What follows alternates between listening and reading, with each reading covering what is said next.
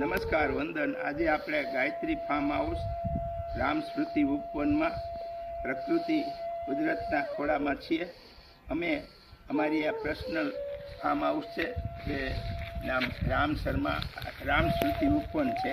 અને આ ફાર્મ હાઉસમાં અમે પ્રકૃતિ નેચર કુદરતના ખોળે રહી અને શ્રેષ્ઠ કાર્ય સત્કર્મ કરીએ છીએ.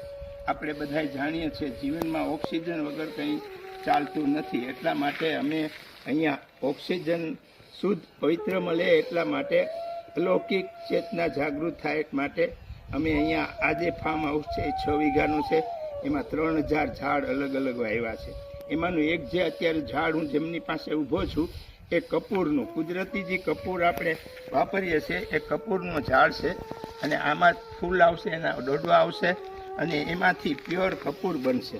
તો આપણી જે પરંપરા જે લુપ્ત થઈ જાય છે એ અમે એને પુનર્જીવિત કરવાનો પ્રયાસ કર્યો છે. અને આજે આપણે નિરોગી સ્વસ્થ રહેવા માટે ઓક્સિજનની જરૂર પડશે.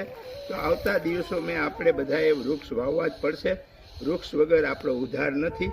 તો આ ચેનલ આપને અમે આ ચેનલ દ્વારા કહેવા માગીએ છીએ કે આપણે આપણા જીવનમાં વધારેમાં વધારે એટલે ઓછામાં ઓછા 11 અથવા વધારેમાં વધારે વૃક્ષ વાવીએ અને આપણા પોતા માટે જે ઓક્સિજન છે એનો ખોરાક આપણે ઉત્પન્ન કરીએ તો આપણે નિરોગી સ્વસ્થ રહીશું, તંદુરસ્ત રહીશું.